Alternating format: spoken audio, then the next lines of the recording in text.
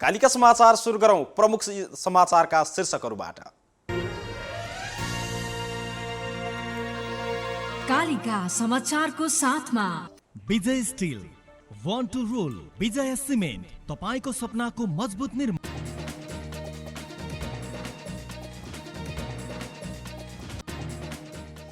नेपालमा कोरोनाका कारण थप 4 जनाको मृत्यु भएसँगै मृतकको कुल संख्या 56 जना पुग्यो। कुल संक्रमितको संख्या 19,700 भन्दा बढी। सत्तारूढ दल नेकपा भित्रको विवाद समाधानका लागि संवाद हुनै सकेन।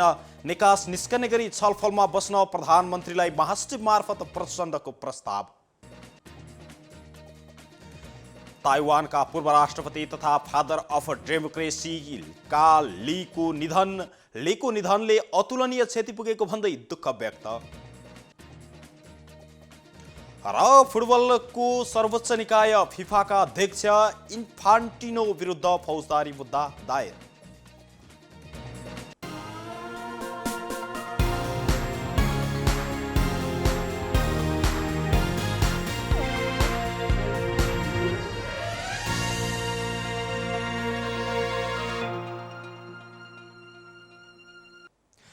कालिका समाचार सुरु गरौं राष्ट्रिय समाचारबाट। नेपालमा कोरोना भाइरस अर्थात् कोभिड-19 को संक्रमणबाट एकै दिन 4 जनाको मृत्यु भएको छ। स्वास्थ्य तथा जनसङ्ख्या मन्त्रालयका अनुसार वीरगञ्ज महानगरपालिकाका 3 जनाको गण्डक अस्थायी कोरोना अस्पताल र 1 जनाको पाटन अस्पताल ललितपुरमा उपचारको क्रममा मृत्यु भएको हो। मन्त्रालयका प्रवक्ता डाक्टर जागेश्वर गौतमका अनुसार मृत्यु हुनेमा पर्साको वीरगञ्ज महानगरपालिका 11 का 56 वर्षीय पुरुषको साउन 15 गते मृत्यु भएको थियो। मुटुको रोगी ती पुरुष आइसियु र भेन्टिलेटरमा राखेर उपचार भइरहेको थियो। सोही क्रममा निधन भएको हो। साउन 6 गते कोरोना पोजिटिभ भएपछि उनलाई 7 गते गण्डक अस्थायी अस्पतालमा भर्ना गरिएको थियो। यस्तै वीरगञ्ज महानगरपालिका वडा नम्बर 16 का 35 वर्षीय पुरुषको पनि साउन 15 गते नै गण्डक अस्पतालमा उपचारको क्रममा मृत्यु भएको हो। 13 गते अस्पतालमा भर्ना भएका उनको नमुना सङ्कलन गर्दा 15 गते अर्थात् हिजो नै कोरोना पोजिटिभ भएको थियो। यस्तै वीरगञ्ज महानगरपालिका 2 का 65 वर्षीय अर्का पुरुषको पनि हिजो नै कोरोनाका कारण मृत्यु भएको थियो। प्रवक्ता गौतमका अनुसार उनको मृत्युपछि कोरोना रिपोर्ट पोजिटिभ आएको हो। यस्तै वीरगञ्ज 11 स्थायी घर भई ललितपुरको धसी खेल 5 बस्ने महिलाको पाटन अस्पताल ललितपुरमा उपचारको क्रममा निधन भएको मन्त्रालयका प्रवक्ता डाक्टर गौतमले बताउनु भएको छ। मधुमेहका बिरामी ती महिला गत साउन 6 गते अस्पतालमा भर्ना भएकी थिइन्। ज्वरो, खोकी र श्वास प्रश्वासमा समस्या आएपछि उपचारका लागि स्टार अस्पतालमा भर्ना भएकी उनी साउन 6 गते कोरोना पोजिटिभ भएपछि उपचारका लागि पाटन अस्पताल भर्ना गरिएको पनि बताइएको छ। योसँगै नेपालमा कोरोनाबाट मृत्यु हुनेको संख्या 56 जना पुगेको छ। सरकारले शुक्रबार पीसीआर विधिबाट 10,768 नमुना परीक्षण गरेको छ, जसमा 224 जनामा कोरोना संक्रमण पुष्टि भएको छ भने उपत्यका छिर्ने विभिन्न नाकाहरूमा समेत परीक्षण तीव्र गतिमा गरिएको छ। साझा, फर्पिङ र थानकोट गरी 10,205 जनाको सङ्कलन गरी परीक्षण गरिएको छ। अहिलेसम्म 3,713 जनाको रिपोर्ट आएकोमा 25 जनामा पोजिटिभ देखिएको पनि प्रवक्ता गौतमले जानकारी दिनुभएको छ। अहिले देशभरिका आइसोलेसनमा 5,316 जना रहेका छन्। शुक्रबार अर्थात् आज 151 जना संक्रमितहरू निको भएर घर फर्किएका छन् भने अहिले देशभरिका क्वारेन्टिनमा 12,111 जना रहेका छन्। पछिल्लो 24 घण्टामा 224 जनामा कोरोना भाइरसको संक्रमण पुष्टि भएसँगै अहिलेसम्म कुल संक्रमितको संख्या 19,771 जना पुगेको मन्त्रालयका प्रवक्ता डाक्टर जागेश्वर गौतमले जानकारी दिनुभएको छ। सत्तारूढ दल नेपाल कम्युनिस्ट पार्टी नेकपाका अध्यक्ष पुष्पकमल दाहाल प्रचण्डले महासचिव मार्फत अर्का अध्यक्ष प्रधानमन्त्री केपी शर्मा ओलीलाई निकास निस्कने गरी छलफलमा बस्न प्रस्ताव गर्नुभएको छ। महासचिव विष्णु पौडेललाई कुमलटारमा बोलाएर अध्यक्ष दाहालले प्रधानमन्त्री ओलीलाई यस्तो प्रस्ताव गर्नुभएको हो। साउन 13 गतेलाई तय भएको स्थायी कमिटी बैठक प्रधानमन्त्री ओलीले एकतर्फी स्थगित गर्नुभएको थियो भने दाहालले बहुमत सदस्यसहित बैठक राख्नु भएको थियो। सोही बैठकले स्थायी कमिटीको अर्को बैठक राख्न अर्का अध्यक्ष प्रधानमन्त्री ओलीसँग सल्लाह गरेर प्रस्ताव र पहल गर्ने पनि जिम्मा अध्यक्ष दाहाललाई दिइएको थियो। यस्तै सोही क्रममा साथै प्रधानमन्त्री ओलीले एकतर्फी बैठक स्थगित गर्नु अनुचित भएको निष्कर्ष समेत बैठकले निकालेको थियो।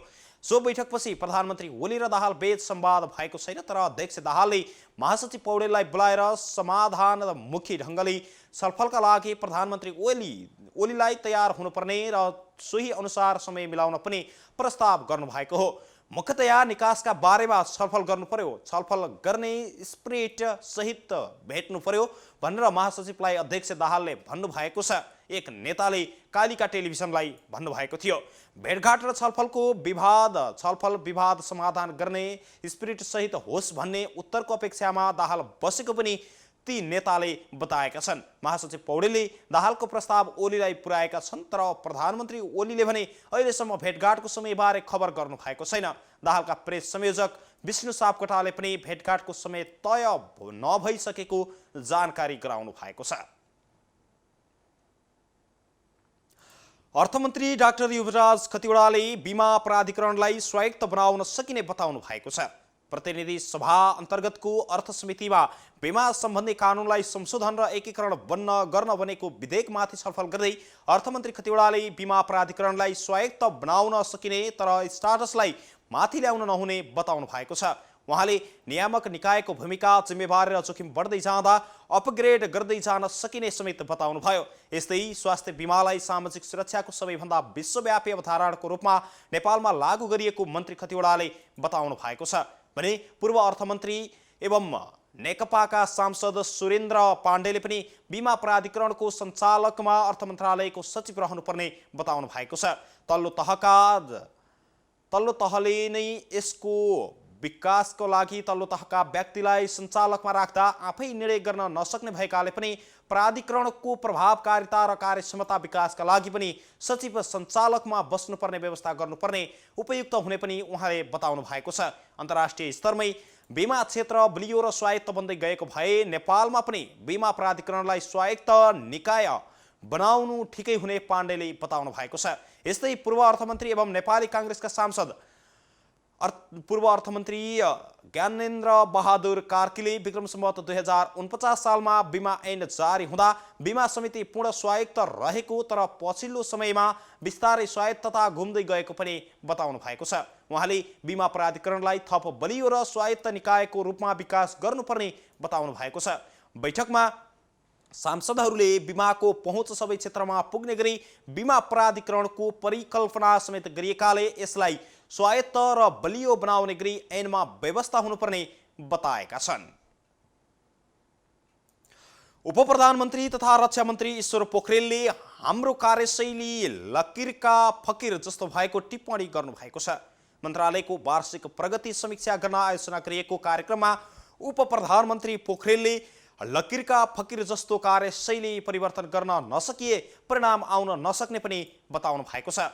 अहिलेको आवश्यकता व्यवहार, सोच र योजना अपडेटेड गरेर अगाडि बढ्नुपर्ने रहेको उल्लेख गर्दै उहाँले हरेक संस्था र व्यक्तिका व्यवहार, नीति तथा योजना आउटडेटेड हुनबाट बचाउन समेत र अपडेटेड हुनै पर्ने उहाँले बताउनु भएको छ। राष्ट्रिय योजना आयोगका उपाध्यक्ष डाक्टर पुष्पराज कणेलले राष्ट्रिय हित र विकासका दृष्टिकोणका हिसाबले पनि राष्ट्रिय गौरवका आयोजनाहरूको प्रगति हुन नसकेको बताउनु भएको छ। राष्ट्रिय गौरवका आयोजनाहरू आर्थिक स्रोतका कारण रोक्ने अवस्था नहुने समेत उहाँले बताउनुभयो। आयोजनाहरूको काम अगाडि बढाएर छिटो सम्पन्न हुने अवस्थामा आवश्यक लगानीको व्यवस्थापनका लागि आयोगले पहल गर्ने पनि उहाँले बताउनु भएको छ। शुक्रबार अर्थात् आज उपप्रधानमन्त्री तथा रक्षा मन्त्री र मन्त्रालयका सचिव बीच आर्थिक वर्ष 2077-78मा रक्षा मन्त्रालयबाट गरिने मुख्य कार्यक्रम सम्बन्धी कार्य सम्पादन सम्झौतामा पनि हस्ताक्षर भएको छ। यस्तै प्रधान सेनापति र रक्षा सचिव बीच आर्थिक वर्ष 2077-78मा नेपाली सेना अन्तर्गत कार्यान्वयन गरिने मुख्य कार्यक्रमहरू सम्बन्धी कार्य सम्पादन सम्झौतामा पनि हस्ताक्षर भएको छ। प्रतिनिधि सभा अन्तर्गतको विकास तथा प्रविधि समितिले नेपाल टेलिकमको 4G सेवा विस्तार कार्य निर्धारित समयमा सम्पन्न हुन नसक्नुको कारण समितिमा उपलब्ध गराउन सरकारलाई निर्देशन दिएको छ। नेपाल टेलिकमको सेवा प्रभावकारी सम्बन्धमा छलफल गर्न बसेको समितिको बैठकले टेलिकमको 4G सेवा विस्तार निर्धारित समयभित्र सम्पन्न हुन नसक्नुको खास कारण 7 दिनभित्र समितिमा उपलब्ध गराउन समेत सञ्चार तथा सूचना प्रविधि मन्त्रालय र नेपाल दूरसञ्चार प्राधिकरणलाई निर्देशन दिएको हो। समितिका सभापति कल्याणी कुमारी खड्काले बैठकका निर्णय सुनाउँदै टेलिकमले 4G सेवा विस्तारमा भएको ढिलाइको कारण 7 दिनभित्र उपलब्ध गराउन पनि निर्देशन दिनुभएको हो। टेलिकमले प्रदान गर्ने सेवा प्रभावकारी नभएको जनगुनासो आएकाले गुणस्तरीय र नागरिकले अपेक्षा गरे अनुरूप सेवा विस्तार गर्नका लागि कार्ययोजना तयार गरी 30 दिनभित्र समितिमा पेश गर्न समेत समितिले मन्त्रालयलाई निर्देशन दिएको छ। नेपाल टेलिकममा रणनीतिक साझेदार भेट्टाउन अगाडि बढाइएको प्रक्रियाको सन्दर्भमा कस्तो मोडालिटीको काम भइरहेको छ भन्ने सम्बन्धमा स्पष्ट नीतिगत व्यवस्था गरी सोको जानकारी गराउन समेत समितिले मन्त्रालयलाई निर्देशन दिएको छ। राष्ट्रिय सूचना आयोगका सूचना आयुक्त कमला ओलीले सत्य तथ्य सूचनाको सम्प्रेषणले मात्रै राष्ट्र निर्माणमा सहयोग पुग्ने बताउनु भएको छ।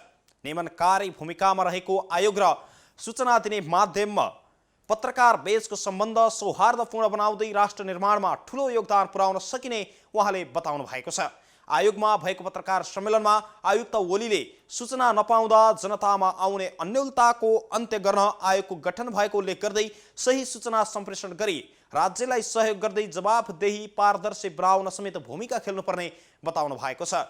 कोभिड-19 का कारण कार्ययोजना अनुसार देशव्यापी कार्यक्रम सम्पन्न गर्ने वातावरण नभएपछि अवस्था सहज हुँदै गएपछि जनतालाई सूचना कसरी प्रत्याभूत गर्ने र कसरी सूचना माग्न सहजता हुन्छ भन्ने विषयमा अभिमुखीकरण कार्यक्रम गरिने पनि उहाँले बताउनु भएको छ। पशुपति क्षेत्र विकास कोषले ल्याएको 100 वर्षे गुरु योजनाको विरोध गर्दै पशुपति क्षेत्रका स्थानीय बासिन्दाहरू आन्दोलित भएका छन्। पशुपति क्षेत्र आसपासका प्राचीन बस्ती विस्थापित गर्ने गरी गुरु योजना आएको भन्दै स्थानीय बासिन्दाहरू आन्दोलित भएका हुन्। स्थानीयहरूले शुक्रबार अर्थात् आज एक पत्रकार सम्मेलनको आयोजना गरी धर्म संस्कृति सभ्यताको विनाश हुने गरी गुरु योजना आएको भन्दै विरोध जनाएका हुन्। उनीहरूले पशुपति क्षेत्रमा हुने 22 वटा जात्रा र 108 वटा पर्व पूजाबाट प्राचीन बस्ती र धार्मिक महत्त्वको बीचको सम्बन्ध प्रमाणित हुने भन्दै प्राचीन बस्ती नहटाउन माग समेत गरेका छन्।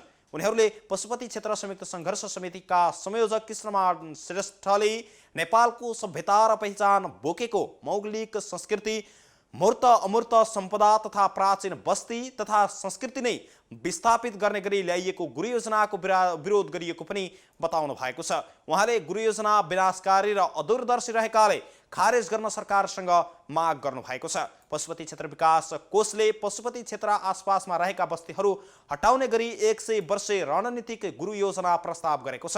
त्यसैको विरोध गर्दै स्थानीयले संवेदनशील पाशुपत क्षेत्र क्लबलाई समेत गबललाई पशुपति क्षेत्र विकास कोषले खेलबाड गरी विनाश र विध्वंसात्मक नीति लिएको पनि बताइएको छ। एकता शान्ति र संस्कारको संवाहक कालिका एचडीमा प्रसारित कालिका समाचारमा पालो भएको छ विज्ञापनको। तर त्यसभन्दा अगाडि प्रमुख समाचारका शीर्षकहरू एकपटक। कालिका समाचारको साथमा विजय स्टिल, वान्ट टु रोल, विजय सिमेन्ट, तपाईको सपनाको मजबुत निर्माण।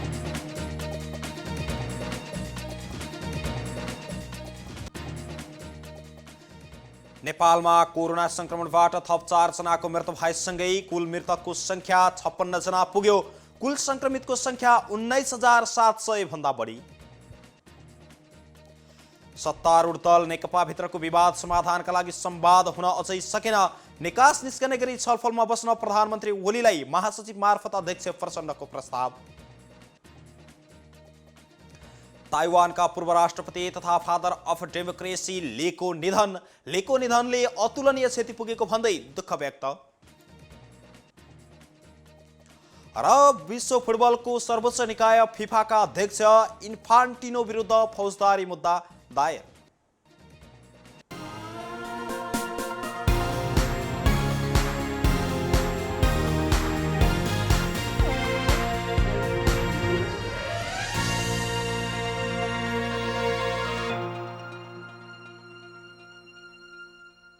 पूर्ण स्वचालित मसिनमा उच्च स्तरीय ब्लेड प्रयोग गरी उत्पादन भएको नेपालको पहिलो टेगुम जर्मनी प्रविधिद्वारा उत्पादित विजय स्टिल सम्पूर्ण रूपमा ल्याब परीक्षणपछि उत्पादन हुने अत्यधिक भूकम्प प्रतिरोधक, वर्षौंसम्म टिक्ने, खिया प्रतिरोधक, उच्च शक्ति, उत्कृष्ट बचत अनि उच्च लचकता, अग्नि प्रतिरोधक, रिब्समा अतिरिक्त मोटाई, उच्च वेल्डिङ क्षमता अनि उच्च इलोङ्गेसन, एक नासको तौल, लम्बाइ अनुपात। अब आफ्नो निर्माणलाई दिनुहोस् विजय स्टिलको शक्ति। Vijay steel FE 500, FE 500D। Vijay steel, born to rule.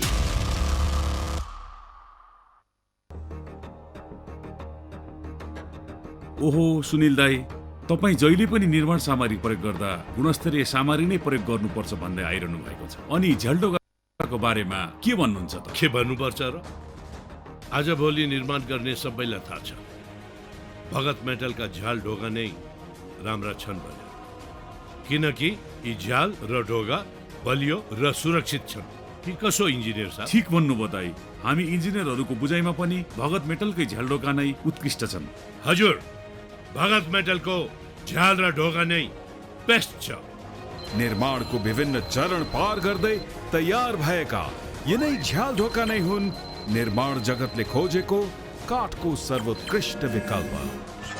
Bhagat metal, Bharatpur, Chitwan.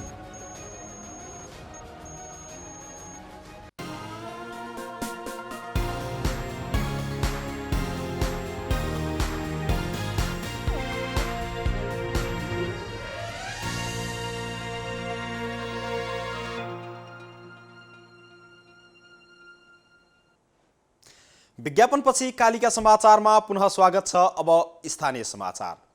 Nepal Chepang संघ केन्द्रीय कार्यकारिणी समितिको बैठकले चितवन राष्ट्रिय निकुञ्जमा सेनाको कुटाइबाट मृत्यु भएका राजकुमार चेपाङको परिवार र क्षति पुर्याएका 10 घरधुरीलाई उचित क्षतिपूर्ति सहित दोषीलाई कारबाहीको माग गरेको छ।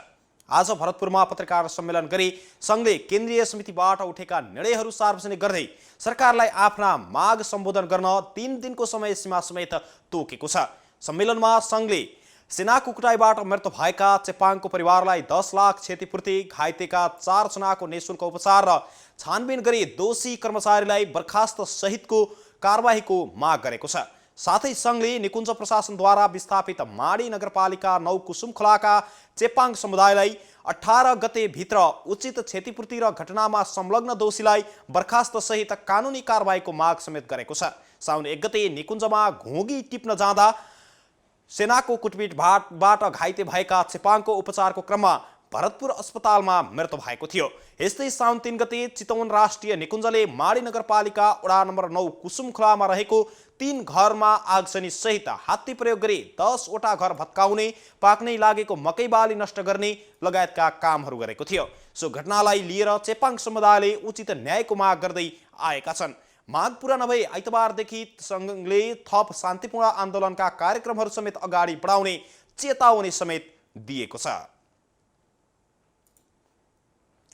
जिल्ला प्रशासन कार्यालय चितवनको निर्देशन अनुसार भोलि अर्थात् शनिबारदेखि मास्क र सेनिटाइजर प्रयोग नगरी हिँडुल गर्नेलाई जिल्ला प्रहरी र ट्राफिक प्रहरी कार्यालय चितवनले जरिवाना सहित कडा कारबाही गर्ने बताएको छ।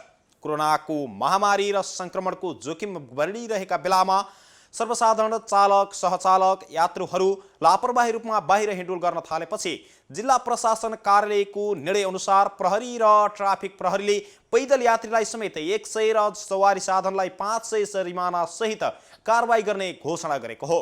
गृह मन्त्रालयले मास्क नलगाउनेलाई कारबाही गर्न आदेश दिए पनि गत 10 दिनदेखि जिल्ला प्रहरी कार्यालय र ट्राफिक प्रहरीको आयोजना तथा Lions club international district 325B2 सामुदायिक प्रहरी सेवा केन्द्र नारायणगढ र Rotary Club of Narayani mid टाउनले चितवनका विभिन्न स्थानमा मास्क, सेनिटाइजर वितरण तथा सचेतनामूलक कामहरू गर्दै आएको थियो। तर यसरी सर्वसाधारणहरूको स्वास्थ्यका लागि सूचना फैलाए पनि त्यसको खासै प्रभाव नदेखिएपछि कारबाही र जरिवाना गर्ने निर्णय गरिएको ट्राफिक प्रहरी कार्यालय चितवनका प्रमुख दया कृष्ण भट्टले बताउनु भएको छ। सोही अनुसार भोलिदेखि मास्क नलगाई जथाभावी हिँडुल गर्ने र सवारीमा यात्रा गर्ने, पैदल यात्रा गर्ने जो कोहीलाई पनि संक्रामक रोग नियन्त्रण ऐन 2020 बमोजिम भेटिएकै स्थानमा तत्काल जरिवाना गराइने पनि बताइएको छ।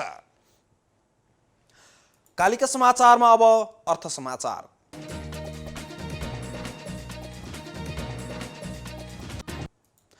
सिद्धार्थ बैंक लिमिटेडले घर बनाउने, खरिद गर्ने तथा अन्य बैंक वित्तीय संस्थाबाट उपभोग गरिरहेको घर कर्जा सार्ने प्रयोजनका लागि सस्तो तथा सरल किस्ताबन्दीमा घर कर्जा योजना ल्याएको जानकारी दिएको छ।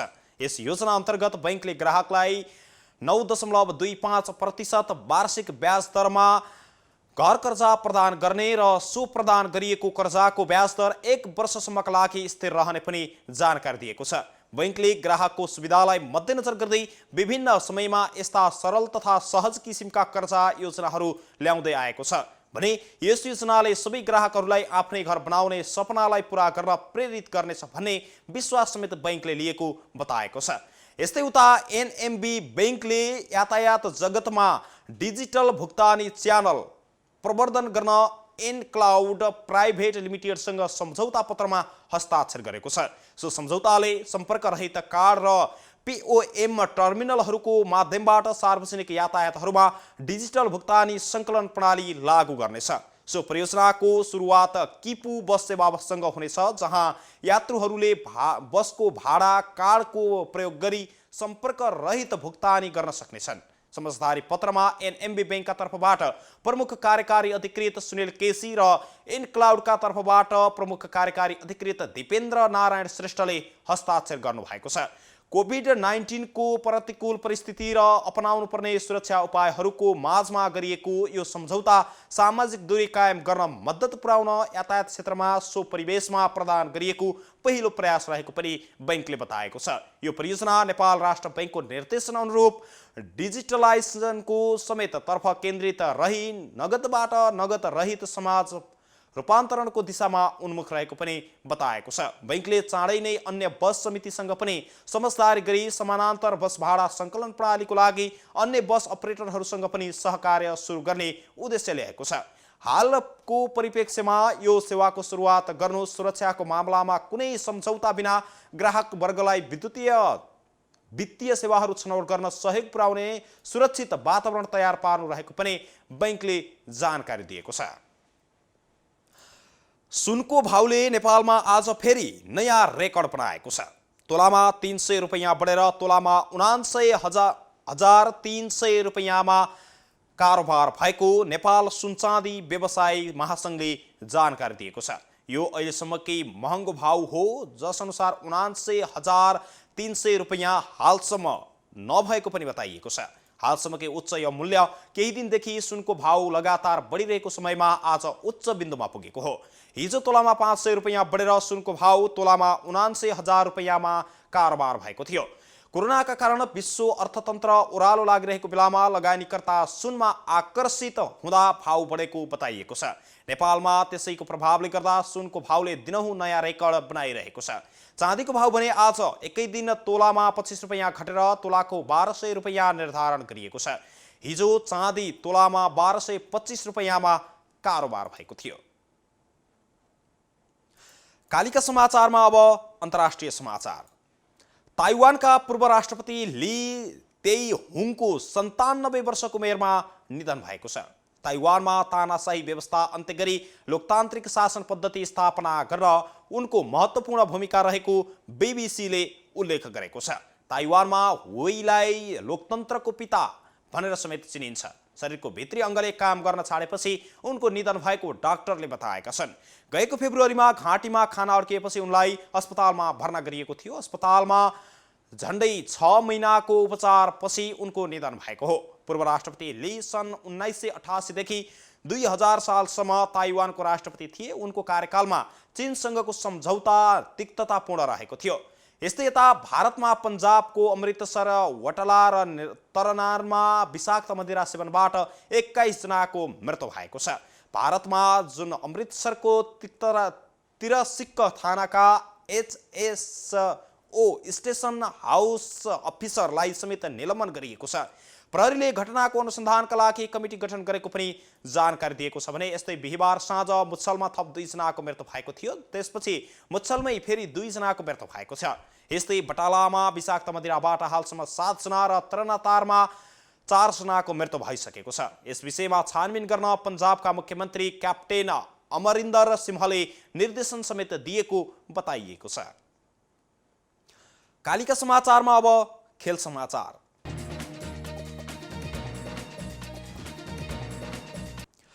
विश्व फुटबल सङ्घको सर्वोच्च निकाय अन्तर्राष्ट्रिय फुटबल महासङ्घ फिफाका अध्यक्ष जियानी इन्फान्टिनो विरुद्ध फौजदारी मुद्दा दर्ता भएको छ।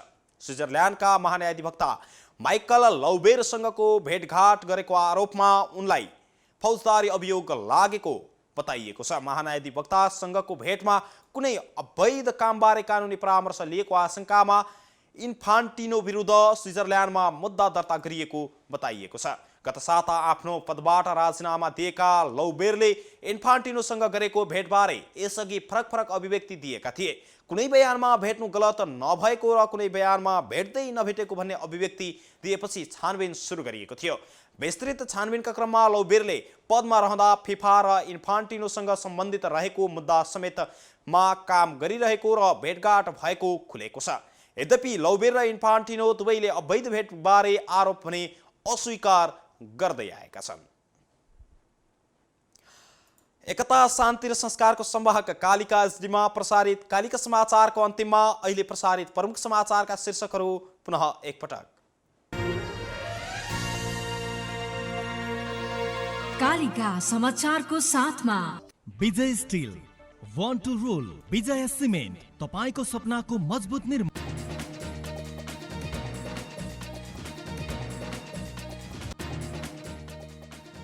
नेपालमा कोरोना संक्रमणबाट थप 4 जनाको मृत्यु भएसँगै कुल मृतकको संख्या 56 जना पुग्यो। कुल संक्रमितको संख्या 19,700 भन्दा बढी। सत्तारूढ दल नेकपा भित्रको विवाद समाधानका लागि संवाद हुन सकेन। निकास निस्कने गरी छलफलमा बस्न प्रधानमन्त्री ओलीलाई महासचिव मार्फत प्रचण्डको प्रस्ताव। ताइवानका पूर्व राष्ट्रपति तथा फादर अफ डेमोक्रेसी लेको निधनले अतुलनीय क्षति पुगेको भन्दै दुःख व्यक्त। र विश्व फुटबलको सर्वोच्च निकाय फिफाका अध्यक्ष इन्फान्टिनो विरुद्ध फौजदारी मुद्दा दायर।